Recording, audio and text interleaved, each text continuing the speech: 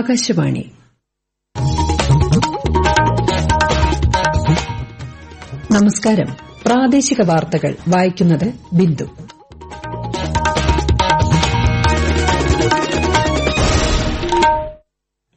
പ്രധാന വാർത്തകൾ. ഫ്രഞ്ച് നഗരമായ മാർസെയിലെ ആദ്യ ഇന്ത്യൻ കോൺസുലേറ്റിന്റെ ഉദ്ഘാടനം പ്രധാനമന്ത്രി നരേന്ദ്രമോദി ഇന്ന് ഫ്രഞ്ച് പ്രസിഡന്റിനൊപ്പം നിർവഹിച്ചു. ഫ്രാൻസ് പര്യടനം പൂർത്തിയാക്കി പ്രധാനമന്ത്രി ഇന്ന് യുഎസിലെത്തും.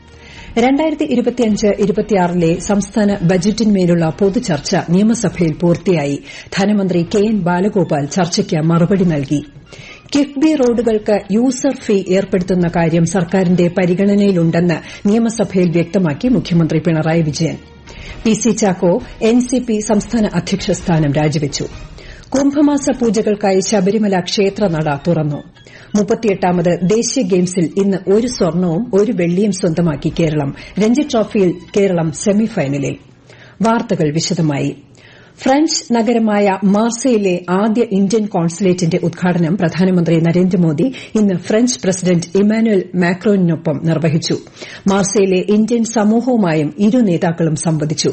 രണ്ടാം ലോക മഹായുദ്ധത്തിൽ ജീവൻ ബലിയർപ്പിച്ച ഇന്ത്യൻ സൈനികർക്ക് പ്രധാനമന്ത്രി യുദ്ധ സെമിത്തേരിയിലെത്തി ആദരമർപ്പിച്ചു. പാരീസ് സന്ദർശനം പൂർത്തിയാക്കി ഇന്ന് രാവിലെ മാർസെയിലെത്തിയ ശ്രീ മോദിക്ക് ആവേശകരമായ സ്വീകരണമാണ് ഇന്ത്യൻ സമൂഹം നൽകിയത്. ഇൻഡോ ഫ്രാൻസ് സംരംഭമായ international thermo nuclear experimental reactor പദ്ധതിയും ഇരു നേതാക്കളും സന്ദർശിച്ചു.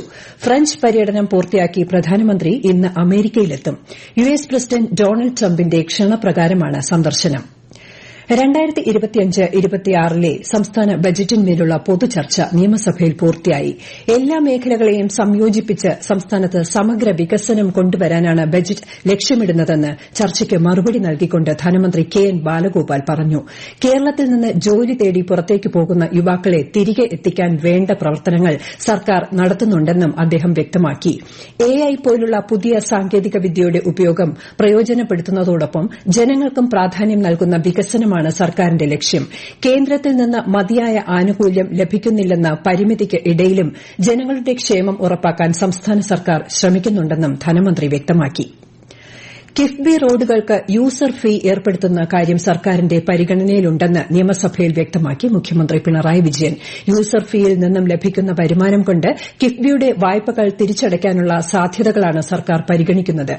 കിഫ്ബി വായ്പകളെ സംസ്ഥാനത്തിന്റെ കടമെടുപ്പ് പരിധിയിൽ നിന്നും ഒഴിവാക്കാനും ഇതിലൂടെ കഴിയും. പ്രതിപക്ഷ നേതാവ് വി ഡി സതീശൻ ഉന്നയിച്ച വിമർശനങ്ങൾക്ക് ബജറ്റ് ചർച്ചയ്ക്കിടെ മറുപടി നൽകുകയായിരുന്നു മുഖ്യമന്ത്രി.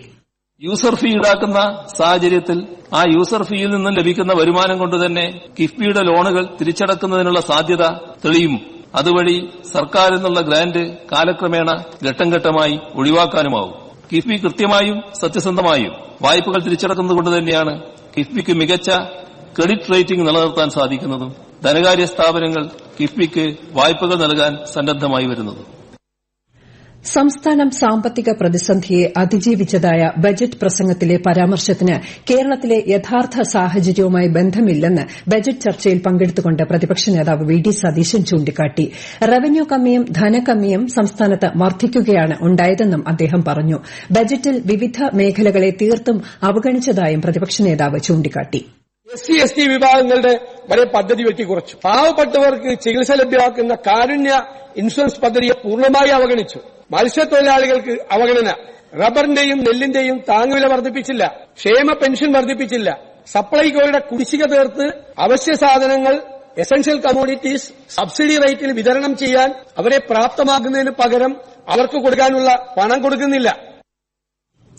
കുറ്റകൃത്യങ്ങൾ തടയുന്നതിൽ സംസ്ഥാന പോലീസ് പരാജയപ്പെട്ടെന്ന് ചൂണ്ടിക്കാട്ടുന്ന ഉപക്ഷേപത്തിന് സ്പീക്കർ അനുമതി നിഷേധിച്ചതിൽ പ്രതിഷേധിച്ച് പ്രതിപക്ഷം ഇന്ന് നിയമസഭയിൽ നിന്നും വാക്കൌട്ട് ചെയ്തു. പോലീസിന്റെ വീഴ്ചകൾ തടയാൻ സർക്കാരിന് സാധിക്കുന്നില്ലെന്നും ക്രിമിനൽ ബന്ധമുള്ള പോലീസുകാർ സംസ്ഥാനത്ത് കൂടി വരുന്നതായും പ്രതിപക്ഷം ആരോപിച്ചു. എന്നാൽ പോലീസുകാർക്ക് വീഴ്ച വന്ന എല്ലാ സന്ദർഭങ്ങളിലും കർശനമായി നടപടി സർക്കാർ സ്വീകരിച്ചിട്ടുണ്ടെന്ന് മുഖ്യമന്ത്രി പിണറായി വിജയൻ മറുപടി നൽകി. വന്യജീവി ആക്രമണങ്ങൾ ആവർത്തിക്കുന്നതിൽ വയനാട്ടിൽ പ്രതിഷേധം ശക്തം. കാട്ടാന ആക്രമണത്തിൽ ഇന്നലെ രാത്രി കൊല്ലപ്പെട്ട മേപ്പാടി അട്ടമല സ്വദേശി ബാലന്റെ മൃതദേഹം പോസ്റ്റ്മോർട്ടം നടപടികൾ പൂർത്തിയാക്കി സംസ്കരിച്ചു. മണിക്കൂറുകൾ നീണ്ട പ്രതിഷേധത്തിന് ഒടുവിലാണ് മൃതദേഹം ആശുപത്രിയിലേക്ക് മാറ്റിയത്.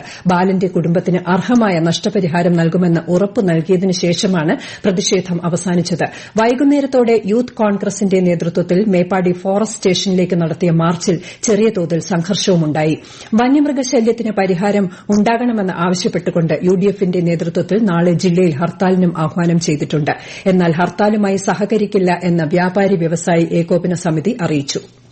പി.സി. ചാക്കോ എൻസിപി സംസ്ഥാന അധ്യക്ഷ സ്ഥാനം രാജിവച്ചു. ദേശീയ അധ്യക്ഷൻ ശരത് പവാറിന് ഇന്നലെ വൈകുന്നേരമാണ് രാജിക്കത്ത് കൈമാറിയത്. അതേസമയം ദേശീയ വർക്കിംഗ് പ്രസിഡന്റ് സ്ഥാനത്ത് തുടരുമെന്ന് പി.സി. ചാക്കോ അറിയിച്ചു. പുതിയ സംസ്ഥാന അധ്യക്ഷനായി തോമസ് കെ തോമസ് എംഎൽഎയെ നിയമിക്കണമെന്ന് എൻസിപി സംസ്ഥാന ഭാരവാഹി യോഗം ഏകകണ്ഠേന പ്രമേയത്തിലൂടെ ആവശ്യപ്പെട്ടു. ഈ വാർത്തകൾ ആകാശവാണിയിൽ നിന്ന്. ആകാശവാണി വാർത്തകളും വാർത്താധിഷ്ഠിത പരിപാടികളും all India radio news Thiruvananthapuram YouTube ചാനലിലും @all India radio news Thiruvananthapuram Facebook പേജിലും AR News_ തിരുവനന്തപുരം ഇൻസ്റ്റഗ്രാം അക്കൌണ്ടിലും @AR News_TVM X ഹാൻഡിലും ലഭ്യമാണ്. കുംഭമാസ പൂജകൾക്കായി ശബരിമല ക്ഷേത്രനട തുറന്നു. വൈകുന്നേരം 5 മണിക്ക് തന്ത്രി കണ്ഠരര് രാജീവരുടെ സാന്നിധ്യത്തിൽ മേൽശാന്തി അരുൺകുമാർ നമ്പൂതിരി നട തുറന്ന് ദീപം തെളിയിച്ചു. ഇന്ന് പൂജകൾ ഒന്നും തന്നെയില്ല. കുംഭം 1 നാളെ രാവിലെ 5-ന് നട തുറക്കും. മാസപൂജകൾ പൂർത്തിയാക്കി ഈ മാസം 17-ന് രാത്രി 10-നാണ് നട അടയ്ക്കുക. സംസ്ഥാനത്ത് ഇന്നും നാളെയും ഒറ്റപ്പെട്ട ഇടങ്ങളിൽ സാധാരണയേക്കാൾ 2 മുതൽ 3 ഡിഗ്രി സെൽഷ്യസ് വരെ താപനില ഉയരാൻ സാധ്യതയെന്ന് കേന്ദ്ര കാലാവസ്ഥാ വകുപ്പ്. പൊതുജനങ്ങൾ ജാഗ്രത പാലിക്കണം.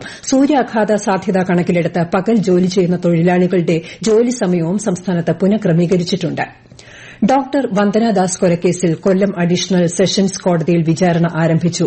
സംഭവസമയത്ത് വന്ദനയ്ക്കൊപ്പം ജോലി ചെയ്തിരുന്ന ഡോക്ടർ മുഹമ്മദ് ഷിബിനെ ആദ്യം വിസ്തരിച്ചു. 50 സാക്ഷികളുടെയും പ്രഥമ വിസ്താരം വരും ദിവസങ്ങളിൽ നടക്കും.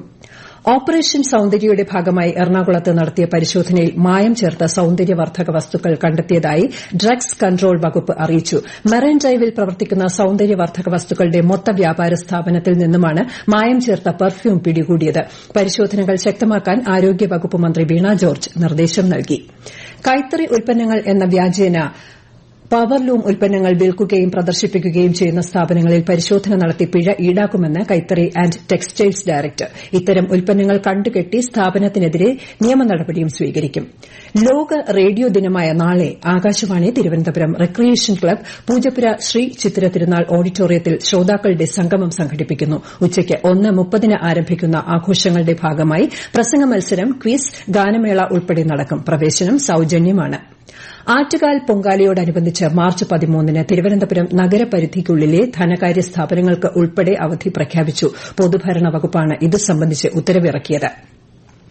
38ാമത് ദേശീയ ഗെയിംസിൽ കേരളത്തിന് വീണ്ടും സ്വർണം. 4x400 മീറ്റർ മിക്സഡ് റിലേയിലാണ് കേരളത്തിന്റെ സുവർണ്ണ നേട്ടം. വനിതകളുടെ ജൂഡോ 78 കിലോ വിഭാഗത്തിൽ കേരളത്തിന്റെ അശ്വതി PR വെള്ളി മെഡൽ നേടി.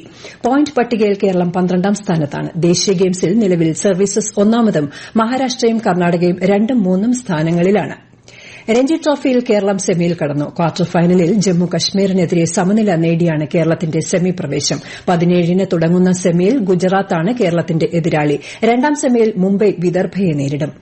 അഹമ്മദാബാദ് ഏകദിനത്തിൽ ഇന്ത്യയ്ക്കെതിരെ ഇംഗ്ലണ്ടിന് 357 റൺസ് വിജയലക്ഷ്യം. ടോസ് നഷ്ടപ്പെട്ട് ആദ്യം ബാറ്റ് ചെയ്ത ഇന്ത്യ നിശ്ചിത 50 ഓവറിൽ 10 വിക്കറ്റ് നഷ്ടത്തിൽ 356 റൺസ് എടുത്തു.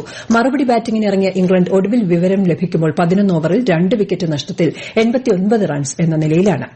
ISL ഫുട്ബോളിൽ ഇന്ന് മുംബൈ സിറ്റി FC ഗോവയെ നേരിടും. രാത്രി 7:30-ന് മുംബൈ ഫുട്ബോൾ അറീനയിലാണ് മത്സരം.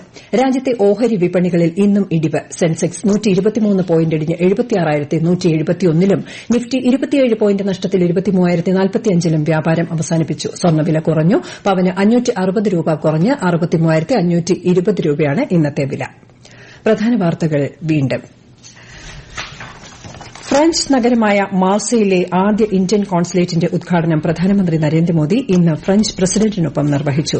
ഫ്രാൻസ് പര്യടനം പൂർത്തിയാക്കി പ്രധാനമന്ത്രി ഇന്ന് യുഎസിലെത്തും. 2025-26 സംസ്ഥാന ബജറ്റിന്മേലുള്ള പൊതുചർച്ച നിയമസഭയിൽ പൂർത്തിയായി. ധനമന്ത്രി KN ബാലഗോപാൽ ചർച്ചയ്ക്ക് മറുപടി നൽകി. കിഫ്ബി റോഡുകൾക്ക് യൂസർ ഫീ